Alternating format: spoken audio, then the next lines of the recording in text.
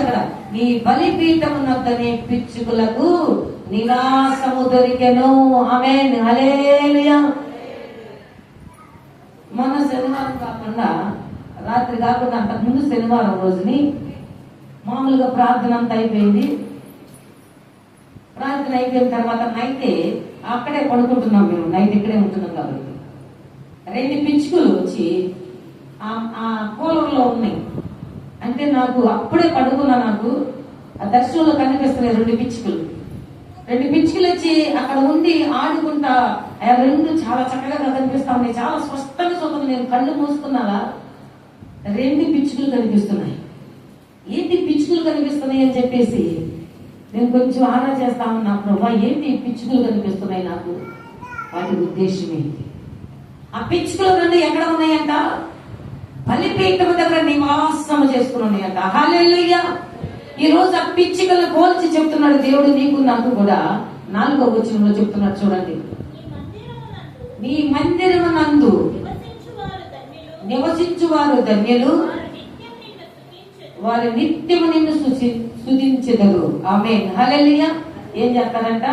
నీ మందిరమునందు నివాసము. ఎక్కడ నివాసము? మందిరం.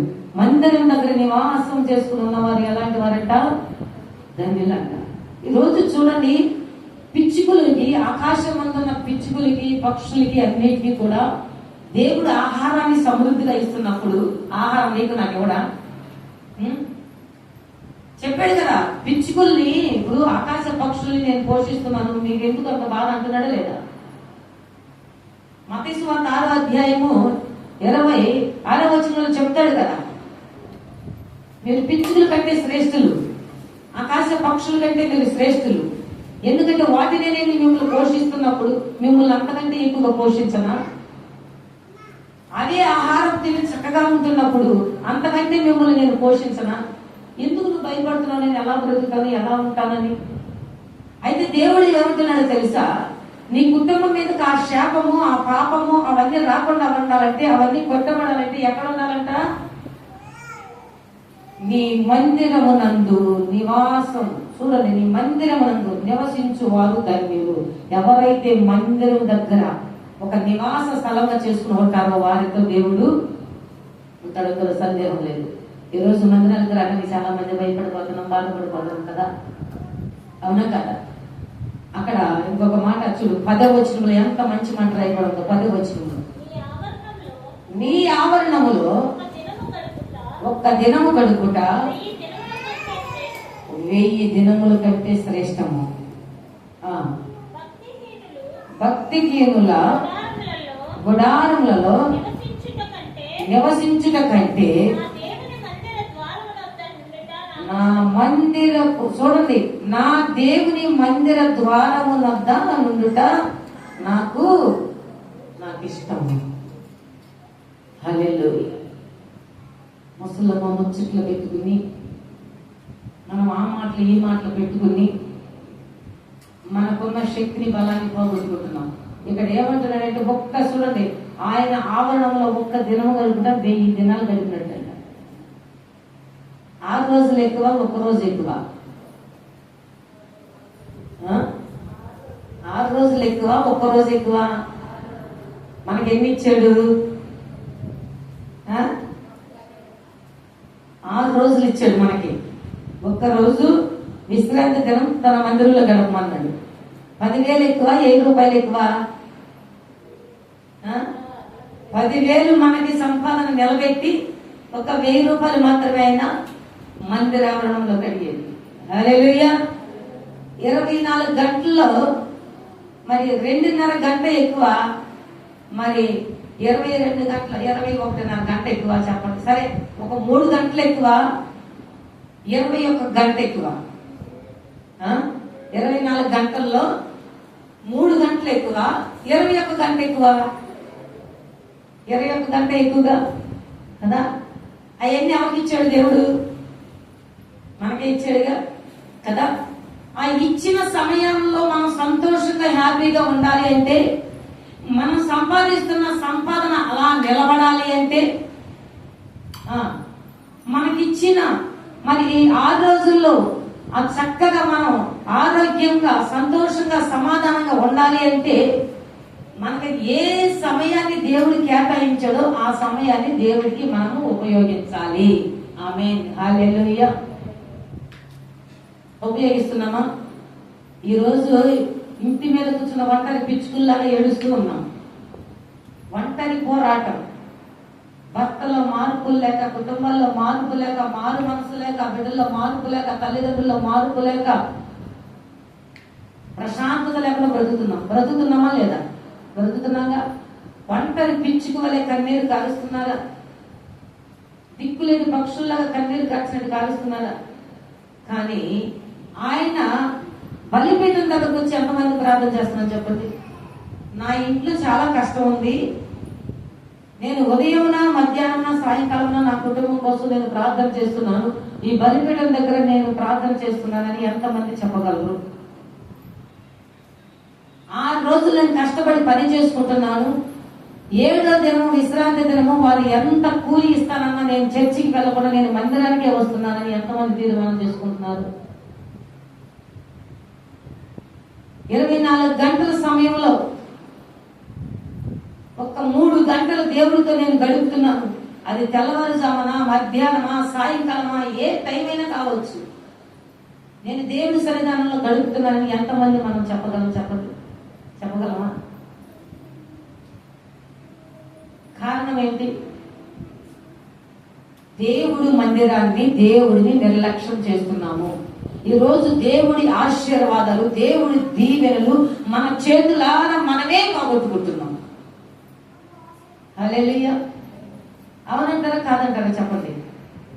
మీరు కన్నా నోరు విప్పాలా? మన ఆశీర్వాదాలు మనమే పోగొట్టుకుంటున్నాం.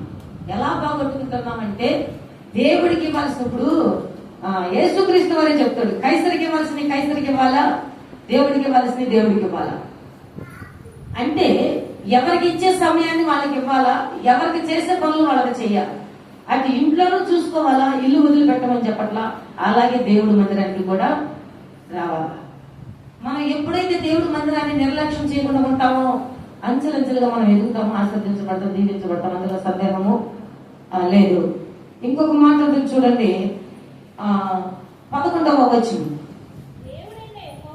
దేవుడైన యెహోవా సూర్యుడును కేడునై ఉన్నాడు, యెహోవా కృపయు ఘనతయు అనుగ్రహించును, యథార్థముగా ప్రవర్తించు వారికి ఆయన ఏ మేలు చేయక మానడు. ఆమేన్, హల్లెలూయా. చెప్పండి కదా, ఏమంటున్నారైనా? యథార్థంగా జీవించే వాళ్ళకి ఏ మేలు చేయకుండా ఆయన ఉండడంట. ఏమండి, ఈరోజు తాత్కాలికంగా కష్టాలు వస్తున్నాయి, కానీ ఆ కష్టాలు శాశ్వతమైనవి కానే కాదు. ఈరోజు నువ్వు దేని గురించి భయపడుతున్నావు, దేని గురించి ఆలోచిస్తున్నావు? ఆయన ఆవరణంలో ఒక్క దినం గడుపుట 1000 దినాలంత శ్రేష్టమైతే ఒక్క ఆదివారం రోజునే అన్ని పనులు పెట్టుకుని మనం మందిరం మానేస్తున్నాం. చూడండి, మనము అటు ఇటు ఆ మనుషులు ఈ మనుషుల వైపు చూసి ఒక్కొక్కసారి నీతి కూడా తప్పిపోతున్నాం. అవునా కదా?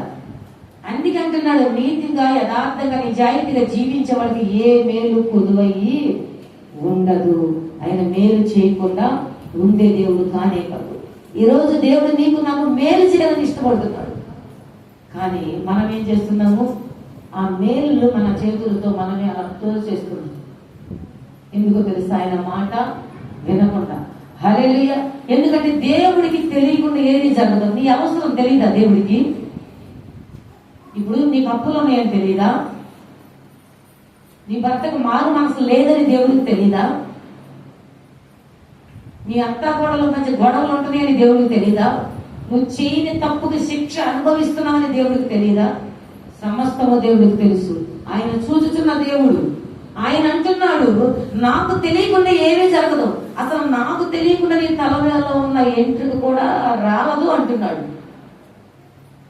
మరి అలాంటి దేవుడి దగ్గరికి మనం వచ్చి ఆ దీవెనలు పొందుకోకుండా ఎవరో చెప్పారని అటుపోయి ఇటుపోయి కష్టాలు తెచ్చుకుని, ఎవరో డాక్టర్లు చెప్తారు నువ్వు రేపు చచ్చిపోతామని చెప్తారు డాక్టర్లు. హల్లెలూయా. ఎంతమందికి చెప్పిన వాళ్ళు ఉన్నారు.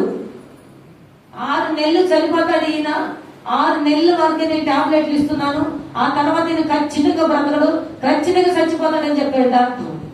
అలా చనిపోయిన వాళ్ళు చాలా మంది ఉన్నారు. అయితే యేసయ్య పాదాల దగ్గరకు వచ్చిన వాళ్ళు 6 నెలలకైతే డాక్టర్లు చనిపోతారని చెప్తారు, ఆ 6 నెలలు సంవత్సరాలు బ్రతికిన వాళ్ళు ఉన్నారు. హల్లెలూయా. కారణం ఏంటి తెలుసా? ఎక్కడికి వచ్చారో తెలుసా? దేవుని బలిపీఠం దగ్గరకు వచ్చారు. దేవుని శక్తిని పొందుకున్నారు, దేవుడి అభిషేకాన్ని పొందుకున్నారు. ఈ రోజు అంటున్నాడు, నీ గురించి నాకు మొత్తం తెలుసు, నువ్వు భయపడబాక, బాధపడబాక. ఎందుకు నువ్వు బాధపడుతున్నావు?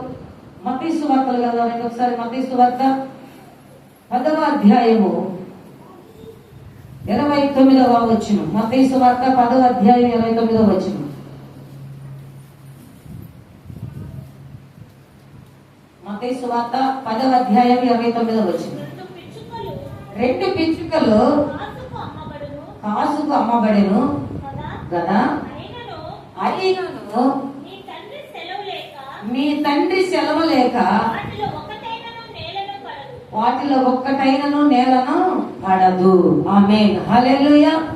2 పిచ్చుకలు ఉన్నాయంట, చక్కగా ఆడుకుంటా ఉన్నాయంట.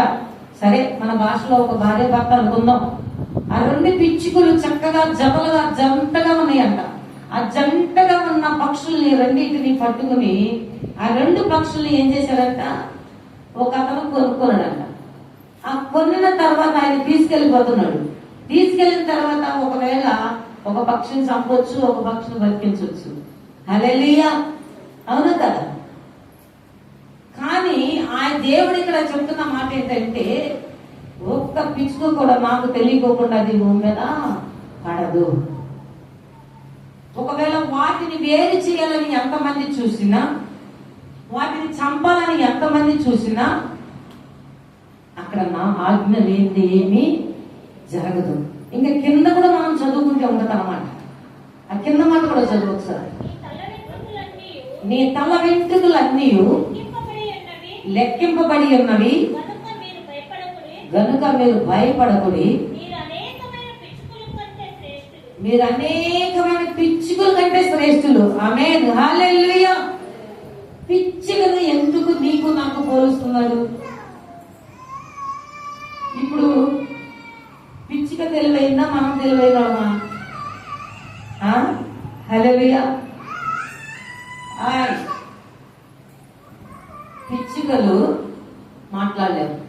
పిచ్చుకలు చాలా చిన్నవి కదా. ఆ పిచ్చుకలనే నేను పోషిస్తున్నప్పుడు, ఆ పిచ్చుకల మీదే నాకు కనుదృష్టి ఉన్నప్పుడు, ఆ పిచ్చుకలనే నేను కాపాడుతున్నప్పుడు, ఆ పిచ్చుకలకే నేను ఆహారం పెడుతున్నప్పుడు, వాటికంటే మీరు శ్రేష్ఠులు కారా? నా పోలిక చెప్పను కదా, నేను మిమ్మల్ని సృష్టించుకున్నాను, నా బిడ్డలు కదా మీరు, వాటికంటే శ్రేష్ఠులు కదా మీరు. ఆ పిచ్చుకల్లో ఒకటి అన్నట్టు చూడండి, ఒక్కటి కూడా కింద రాలదు. ఆమేన్. హల్లెలూయా. నిన్ను దేవుడు జతపరిచాడు కాబట్టి, మిమ్మల్ని దేవుడు పక్షులకు ఉంచాడు కాబట్టి, ఆ దేవుడు మిమ్మల్ని ఎవరిని ఒంటరిగా రాలనివ్వడు. ఆమేన్. హల్లెలూయా. నిజంగా దేవుడి యందు భయము భక్తి కలిగి యథార్థంగా జీవిస్తే ఒంటరి పక్షిలాగా, ఒంటరి పిచ్చుకలాగా నిన్ను నన్ను చేయడు దేవుడు. నువ్వు ఎక్కడ కాసుకుంటారో తెలుసా? మీరిద్దరు బలిపీఠం దగ్గర కాసుకుంటారు. ఇప్పుడు ఒంటరి పిచ్చుకలాగా ఉన్నారు. హల్లెలూయా.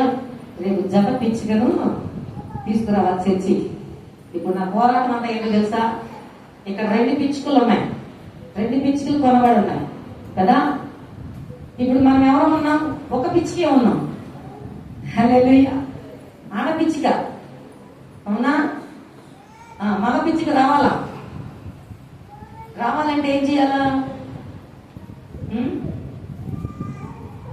నువ్వు తీర్పులు తీర్చబాక. మా ఆయన అసలు మారదు, మా పిల్లలు అసలు మారరు, వాళ్ళు అసలు చర్చికి రారు, వాళ్ళకి ముందు మారరు. నువ్వెవరివి? ఓ స్త్రీ, నీ భర్త మారునో నీకు తెలుసా? ఓ పురుషుడా, నీ భార్య మారుతుందో నీకు తెలుసా?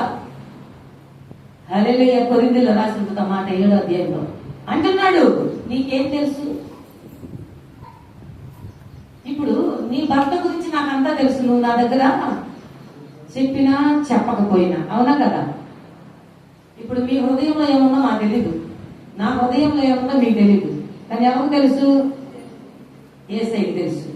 దేవుడికి తెలుసు ఖచ్చితంగా. దేవుడికి తెలుసు కాబట్టి కదా అంటాడు. అననీయ సభ్యులు వచ్చి ఒక మాట అంటారు, ఏమని? ఇద్దరు ఒకే మాట పలుకుతారు, ఇంతకే నా పొలాన్ని అమ్మాను, ఇంతకే నా భూమిని అమ్మాను. వాస్తవంగా చెప్పాలంటే వాళ్ళ హృదయంలో ఏముందో, వాళ్ళు అక్కడ ఏం చేసి వచ్చారో పేతురుకి అసలు తెలీదు. పేతురులో పరిశుద్ధాత్మ దేవుడు ఉన్నాడు కాబట్టి పేతురుకు తెలియబడింది. ఈరోజు మనకేం తెలీదు, కానీ మనలో ఉన్న పరిశుద్ధాత్మ దేవుడికి అంతా తెలుసు కాబట్టి ఆయన మాట్లాడతాడు. నువ్వు వారి మీద వంక పెట్టబాక, వారిని ఎలా తీసుకురావాలో ఆయన తీసుకొస్తాడు. అర్థమవుతుందా?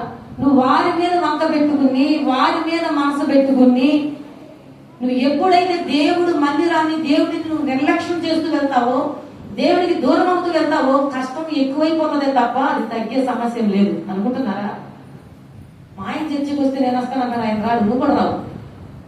ఆయన వచ్చేటప్పుడు నువ్వు వచ్చేటప్పుడు, నువ్వు వచ్చి ప్రార్థన చేస్తే కదా ఆయన వచ్చేది. గుర్తుపెట్టండి, ఎన్ని ఆలోచించేది. దేవుడు ఈ రోజు మనకి ఇస్తున్న మాట ఏంటో తెలుసా? వాగ్దానం ఏంటో తెలుసా? దేవుడి సన్నిధానంలో కనిపెట్టుకుని ప్రార్థన చేయాలి. ఆ కనిపెట్టుకుని ప్రార్థన చేయడం మానేసి అలుగుతా ఉన్నాం అనుకోండి, దేవుడి మందిరానికి రాకోకుండా నువ్వంతే ఎంత అని ఇద్దరు అనుకుంటా ఉన్నారు అనుకోండి, ఇక మధ్యలో ఎవరు ఎంటర్ అవుతారో తెలుసా? అపవాది ఎంటర్ అవుతాడు. వాళ్ళు ఎంటర్ అయితే ఏం చేస్తారో తెలుసా? మొత్తం ఇంకా ఫ్యామిలీలు నిలబడితే గ్యారెంటీ కూడా ఉండదు. అలాంటి పరిస్థితికి తీసుకెళ్ళిపోతాడు. అందుకే ఈ రోజు నువ్వు దేన్ని ఎక్కువగా ప్రేమిస్తున్నావు. అందుకే ఒక మాట అంటారు చూడండి, ఇక్కడ అదే 10వ అధ్యాయము 37వ వచనం.